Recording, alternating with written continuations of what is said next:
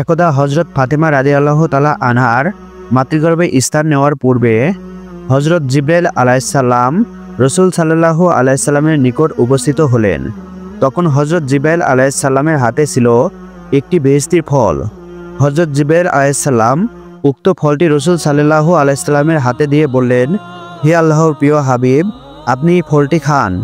এই ফলটি মহান আল্লাহ তাআলা আপনার জন্য প্রেরণ করেছেন। নবী করিম সাল্লাল্লাহু আলাইহি সাল্লাম হজরত জিব্রাইল আলাইহিসসালামের বিশেষ নির্দেশে সেই ফলটি খেয়ে ফেললেন। এই ফলটিতে এমন একটি অপূর্ব ঘ্রাণ ছিল যা তিনি এই পৃথিবীতে কখনো পাননি। হজরত মুহাম্মদ সাল্লাল্লাহু আলাইহি সাল্লাম ফলটি খাওয়ার পর হজরত জিব্রাইল আলাইহিসসালাম সেখান থেকে চলে গেলেন। এই ঘটনার কিছুদিনের মধ্যেই রাসূল সাল্লাল্লাহু আলাইহি সাল্লামের প্রিয়তমা স্ত্রী হজরত খাদিজা রাদিয়াল্লাহু তাআলা আনহা গর্ভবতী হলেন। কিছুদিন পর আবারও হজরত জিব্রাইল আলাইহিসসালাম হজরত মুহাম্মদ সাল্লাল্লাহু আলাইহি সাল্লামের কাছে আগমন করলেন এবং সুসংবাদ দিলেন, হে আল্লাহর রাসূল, এবারও আপনার একটি কন্যা সন্তান জন্মগ্রহণ করবে।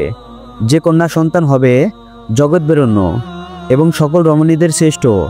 সুসংবাদ পেয়ে নবী করিম সাল্লাল্লাহু আলাইহি সাল্লাম হজরত খাদিজা রাদিয়াল্লাহু তাআলা আনহার কাছে গেলেন এবং বললেন, হে গর্ভবতী খাদিজা, হজরত জিব্রাইল আলাইহিস সালামের মাধ্যমে আমি জানতে পেরেছি এইবারও তোমার গর্ভে একটি কন্যা সন্তান অবস্থান করছে। যে কন্যা সন্তান হবে আবেদা, উত্তম চরিত্রের অধিকারিণী এবং মুসলিম জাহানের সর্বশ্রেষ্ঠ আদর্শ নারী। হজরত ফাতিমা রাদিয়াল্লাহু তাআলা আনহা মায়ের পেটে থাকা অবস্থায় আম্মাজান খাদিজা রাদিয়াল্লাহু তাআলা আনহা কোনো রকম কষ্ট অনুভব করেননি। এমনকি যেদিন হজরত ফাতিমা রাদিয়াল্লাহু তাআলা আনহা দুনিয়ার বুকে পদার্পণ করবেন সেদিন হঠাৎ করে প্রসব বেদনা শুরু হলো। এই সময় হজরত খাদিজা রাদিয়াল্লাহু তাআলা আনহার ঘরে সাহায্য করার মতো কোনো স্ত্রীলোক ছিল না।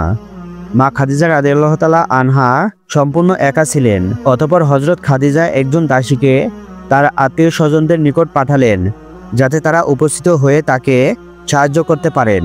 দাসী যখন তাদের কাছে গিয়ে সমস্ত ঘটনা বললেন, আত্মীয় স্বজন আসন্ন বিপদের কথা জেনেও কোনো সহযোগিতার হাত প্রসারিত করলেন না।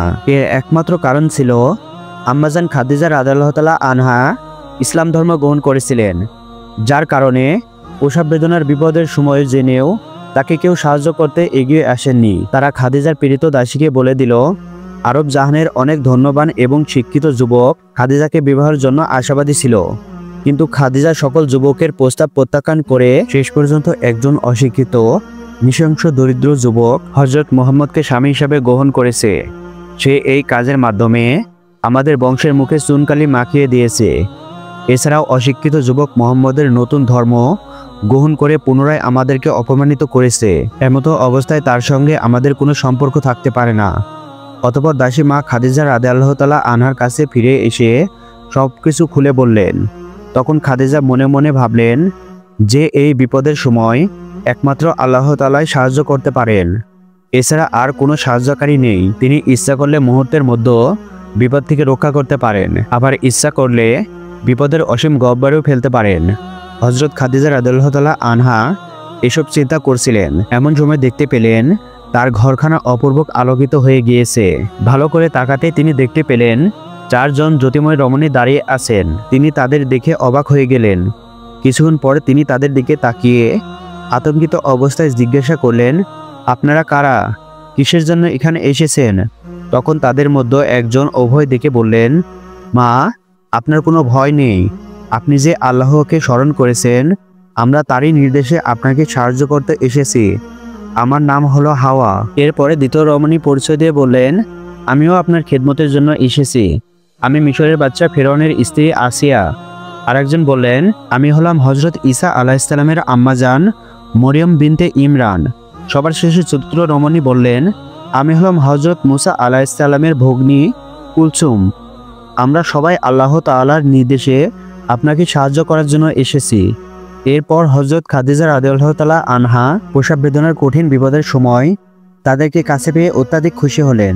অতঃপর নবুয়তের ৫ম বছর বিষয়ে জমাদুল উকরা শুক্রবার ভোরে আরব ভূখণ্ড আলোকিত করে হজরত মুহাম্মদ সাল্লাল্লাহু আলাইহি সাল্লামের পবিত্র ঘরে হজরত ফাতেমা রাদিয়াল্লাহু তাআলা আনহা ভূমিষ্ঠ হলেন। তার মন ভোলানো ফুটফুটে পবিত্র চেহারা দেখে মনে হয়েছিল চির শান্তিময় বেহেশতের এক অপূর্ব জ্যোতি নিয়ে সকলকে খুশি করতে তিনি এই ধরাতে নেমে এসেছেন। হজরত ফাতেমা রাদিয়াল্লাহু তাআলা আনহা ছোটকাল থেকে সর্বশ্রেষ্ঠ মহামানব হযরত মুহাম্মদ সাল্লাল্লাহু আলাইহি সাল্লামের আদর্শ গ্রহণ করেছিলেন। ফলে রাসূলুল্লাহ সাল্লাল্লাহু আলাইহি সাল্লামের প্রতিটি গুণের সমাহার ঘটেছিল মা ফাতেমা রাদিয়াল্লাহু তাআলা আনহার মধ্যে। একদিন রাসূলুল্লাহ সাল্লাল্লাহু আলাইহি সাল্লাম কোনো এক স্থান হতে বাড়ির দিকে যাচ্ছিলেন। এমন সময় হঠাৎ এক ক্ষুধাদ্রোহী কুরাইশ তার রাস্তা অবরোধ করে দাঁড়ালো। শুধু পথরোধ করে দাঁড়ালো নয়, বরং রাসূল সাল্লাল্লাহু আলাইহি সাল্লামকে নানাভাবে অকথ্য ভাষায় গালিগালাজ করতে লাগলো। এমনকি সে রাসূল সাল্লাল্লাহু আলাইহি সাল্লামের মাথায় কতগুলো ধুলিবালি নিক্ষেপ করলো। কিন্তু মানবতার মহান শিক্ষক দয়ার আধার কোনো কিছুই বলে না, সে চুপচাপ দাঁড়িয়ে রইলেন। ইতিমধ্যে হযরত ফাতেমা রাদিয়াল্লাহু তাআলা আনহা সেখানে উপস্থিত হয়। এমন অনামানবিক দৃশ্য দেখে তিনি স্থির থাকতে পারলেন না, বরং তিনি পিতার মাথার ধুলিবালি ঝাড়তে ঝাড়তে ক্ষুধাদ্রোহী কুরাইশকে লক্ষ্য করে বললেন, তুমি কি মানুষ নাকি অমানুষ? তোমার মধ্যে মানবতার লেশমাত্র নেই। আমার পিতা তোমাদের কি ক্ষতি করেছে যে তুমি তার সাথে এমন অমানবিক আচরণ করছো? যোগ্য পিতার আদর্শবান মেয়ে মা ফাতেমা রাদিয়াল্লাহু তাআলা আনহার তিরস্কারে ক্ষুধাদ্রোহী কুরাইশ জবাব না দিতে পেরে কোনো কিছু না বলে লজ্জিত হয়ে সেখান থেকে চলে গেল। অনুরূপভাবে আরেকদিনের ঘটনা, রাসূল সাল্লাল্লাহু আলাইহি সাল্লাম একবার কাবার সামনে নামাজ পড়তে এসেছিলেন। এমন সময় এক দল ক্ষুধাদ্রোহী কুরাইশ অধরে দণ্ডমান হয়ে হযরত রাসূল সাল্লাল্লাহু আলাইহি সাল্লামকে নানা অকথ্য ভাষায় গালিগালাজ করছিল। রাসূল সাল্লাল্লাহু আলাইহি সাল্লাম যখন নামাজরত অবস্থায় সিজদায় গেলেন, এমন সময় ক্ষুধাদ্রোহী কুরাইশরা একটা উটের নাড়ি ভুঁড়ি এনে মাথার উপর চাপিয়ে দিল। মুহূর্তের মধ্যেই তার পরিধেয় জামা কাপড় নষ্ট হয়ে গেল। নাড়ি ভুঁড়ির চাপে কোনোভাবেই রাসূল সাল্লাল্লাহু আলাইহি সাল্লাম মাথা তুলতে পারছিলেন না। তখন হযরত মুহাম্মদ সাল্লাল্লাহু আলাইহি সাল্লামের এমন দৃশ্য দেখে কুরাইশরা অট্টহাসি হাসতে লাগলেন। হযরত ফাতেমা রাদিয়াল্লাহু তাআলা আনহা খবর পেয়ে সেখানে উপস্থিত হলেন এবং পিতার এরূপ অবস্থা দেখে তিনি নিজেকে স্থির রাখতে পারলেন না। তিনি তৎক্ষণিক চোখে পানি মুছতে মুছতে রাসূল সাল্লাল্লাহু আলাইহি সাল্লামের মাথার ওপর থেকে নাড়ি ভুঁড়ি সরাতে লাগলেন এবং মা ফাতেমা রাদিয়াল্লাহু তাআলা আনহা নাড়ি ভুঁড়ি ফেলে দিয়ে মনের চাপা খুঁত দূর করতে পারলেন না, বরং পিতার পাশে দণ্ডমান হয়ে কঠোর ভাষায় তাদেরকে তিরস্কার করতে লাগলেন। হযরত ফাতেমা রাদিয়াল্লাহু তাআলা আনহার তিরস্কারমূলক কথা শুনে ক্ষুধাদ্রোহী কাফেররা লজ্জিত হয়ে সেখান থেকে চলে গেলেন। এমনইভাবে ঐতিহাসিক উহুদের যুদ্ধের সময় কাফেররা পাথর মেরে নবীজিকে ভূপাতিত করেছিলেন। এমনকি পাথরের আঘাতে তার পবিত্র দণ্ড মোবারক ভেঙে যায়। রাসূল সাল্লাল্লাহু আলাইহি সাল্লামের আহত সংবাদ শুনে মা ফাতেমা রাদিয়াল্লাহু তাআলা আনহা অস্থির হয়ে পড়লেন এবং ওই মুহূর্তে তিনি উহুদ ময়দানে উপস্থিত হলেন। হযরত ফাতেমা রাদিয়াল্লাহু তাআলা আনহা উহুদ ময়দানে উপস্থিত হয়ে দেখতে পেলেন তারা আব্বাজানের পবিত্র দণ্ড মোবারক এবং কপাল মোবারক হতে অঝরে রক্ত পড়ছে। অজ্ঞান হয়ে তিনি মাটিতে পড়ে আছেন। এমন দৃশ্য দেখে তিনি আর স্থির থাকতে পারলেন না। হযরত ফাতেমা রাদিয়াল্লাহু তাআলা আনহা রাসূল সাল্লাল্লাহু আলাইহি সাল্লামের পবিত্র মাথা মোবারক নিজের কোলের উপর তুলে নিলেন। তার দু চোখ থেকে অঝরে পানি ঝরতে লাগলো। তৎক্ষণাৎ ইসলামের বীর সৈনিক হযরত আলী রাদিয়াল্লাহু তাআলা আনহা তার ডালে করে পানি নিয়ে আসলেন এবং সেই পানি দ্বারাই ফাতেমা রাদিয়াল্লাহু তাআলা আনহা তার আব্বাজানের ক্ষতস্থান ধৌত করেন। ক্ষত জায়গার মধ্যে আলতোভাবে প্রলেপ করে দিলেন। এমনইভাবে আরও বহুত ঘটনা রয়েছে যে ফাতেমা রাদিয়াল্লাহু তাআলা আনহা তার জীবনে তার পিতামাতার আপদ বিপদ দেখলেই নিজেকে সুস্থ রাখতে পারতেন না, যার কারণে নবী করিম সাল্লাল্লাহু আলাইহি সাল্লাম তার এই কলিজার টুকরো মেয়েকে প্রচণ্ড মহব্বত করতেন। এমনকি রাসূল সাল্লাল্লাহু আলাইহি সাল্লাম সাহাবীদের উদ্দেশ্যে বলতেন, আমার কলিজার টুকরা নয়নের মণি হযরত ফাতেমাকে যে কষ্ট দিবে সে যেন আমাকে কষ্ট দিল। যে ব্যক্তি তাকে রাগান্বিত করলো মনে রাখবে সে যেন আমাকে রাগান্বিত করে কষ্ট দিল।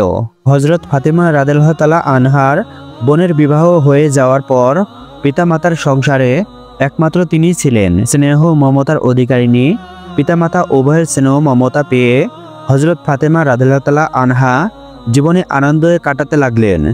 কিন্তু তার এই সুখ বেশিদিন স্থায়ী হলো না, কেননা হযরত খাদিজা রাদিয়াল্লাহু তাআলা আনহা বিভিন্ন রোগে অসুস্থ হয়ে দুর্বল হয়ে পড়লেন। এদিকে বার্ধক্য, অন্যদিকে বিভিন্ন ধরনের রোগে, যার কারণে আস্তে আস্তে তার শরীর দুর্বল হয়ে যায় এবং মা খাদিজা রোগে আক্রান্ত হয়ে নবীজির সেবা করতে পারছেন না বলে সর্বদা দুঃখ প্রকাশ করতে লাগলেন এবং কান্না ভেজা কণ্ঠে আল্লাহর দরবারে বলতে লাগলেন, হে আল্লাহ, আমি জীবনের শেষ প্রান্তে এসে পৌঁছেছি। আমার জীবনের জন্য কোনো মায়া নেই। আমার আফসোসের বিষয় হচ্ছে জীবনের শেষ মুহূর্তে রাসূল সাল্লাল্লাহু আলাইহি সাল্লামের চরণ সেবার সুযোগ হতে বঞ্চিত হলাম। আমার মতো হতভাগী নারী এই পৃথিবীতে আর খুঁজে পাওয়া যাবে না। খাদিজা রাদিয়াল্লাহু তাআলা আনহার এমন আবেগ জড়ানো কণ্ঠ ভেজায় কথাগুলো শুনে কিশোরী কন্যা হযরত ফাতেমা রাদিয়াল্লাহু তাআলা আনহা মায়ের হৃদয়ের চাপা কষ্ট অনুভব করতে পারছিলেন। তাই কিশোরী কন্যা ফাতেমা তার মাকে বললেন, আম্মাজান, আপনি চিন্তা করবেন না। আপনার স্থানে আমি ফাতেমা সর্বদা আব্বাজানের খেদমত এবং পরিচর্যা করব। আমার জীবন থাকতে আব্বাজানের খেদমতের কোনো ত্রুটি হবে না। মৃত্যু পথযাত্রী হযরত খাদিজা রাদিয়াল্লাহু তাআলা আনহু মেয়ের কথা শুনে খুবই আনন্দিত হলেন এবং হাসিমুখে মেয়েকে বললেন, হে ফাতেমা, তুমি আমার প্রাণের মা। এই পৃথিবীতে আমি চলে যাওয়ার পর কোনো দুঃখ করবে না, বরং আমার মাগফিরাতের জন্য সর্বদা দোয়া করবে। তবে তোমার কাছে আমার বিশেষ অনুরোধ হলো, আমার মৃত্যুর পরে তোমার আব্বাজানের খেদমত এবং সেবা যত্নের ভার তুমি গ্রহণ করবে। মনে রেখো, তোমার আব্বাজানের খেদমত এবং সেবা যত্ন করে ইহকাল এবং পরকালে তোমার জন্য কল্যাণ হবে মা। আমি রহমানুর রহিম আল্লাহর কাছে দোয়া করি, আল্লাহ যেন তোমাকে তোমার পিতার খেদমত করার সুযোগ দান করে এবং তার খেদমতের বিনিময়ে আল্লাহ তাআলা যেন তোমাকে সমস্ত মানবজাতির মধ্যে শ্রেষ্ঠত্বের আসন দান করেন। তোমার সুনাম খ্যাতি যেন পৃথিবীর বুকে চারদিকে অক্ষয় হয়ে থাকে। হযরত ফাতেমা রাদিয়াল্লাহু তাআলা আনহার বয়স যখন মাত্র 11 বছর, তখন তার মাতা হযরত খাদিজা রাদিয়াল্লাহু তাআলা আনহা ইন্তিকাল করেন। আম্মাজান খাদিজা রাদিয়াল্লাহু তাআলা আনহার বিদায়ের পর নবী করিম সাল্লাল্লাহু আলাইহি সাল্লাম নিজেকে স্থির রাখতে পারলেন না। মনে হতো যেন রাসূল সাল্লাল্লাহু আলাইহি সাল্লামের অন্তর ভেঙে চৌচির হয়ে গিয়েছে। এদিকে মৃত্যুহারা হযরত ফাতেমা রাদিয়াল্লাহু তাআলা আনহা দুঃখে কষ্টে একবারে ভেঙে পড়লেন, কেননা খাদিজা তার এই মেয়েকে অন্তরের অন্তঃস্থল দিয়ে ভালোবাসতেন, আর ফাতেমাও মা খাদিজাকে তার জীবন দিয়ে ভালোবাসতেন। একবার ফাতেমা রাদিয়াল্লাহু তাআলা আনহা মায়ের কথা মনে করে কান্না ভেজা কণ্ঠে নবী করিম সাল্লাল্লাহু আলাইহি সাল্লামকে বললেন, আব্বাজান, আমার মা যখনই আম্মাজানের কথা মনে পড়ে তখনই আমার কিছুই ভালো লাগে না। আপনি জিবরাইল আলাইহিস সালামের নিকট জিজ্ঞাসা করে দেখেন আমার আম্মা কেমন আছে। মাতৃহারা হযরত ফাতেমা রাদিয়াল্লাহু তাআলা আনহার এমন কথা শুনে রাসূল সাল্লাল্লাহু আলাইহি সাল্লামের অন্তরে ব্যথা পেলেন। আদরের দুলালিকে আবেগ ভরা কণ্ঠে স্নেহের সান্ত্বনা দিয়ে বললেন, হে ফাতেমা, তোমার মায়ের মতো মা এই পৃথিবীতে কজন আছে? তুমি কি তা একবারও ভেবে দেখেছো?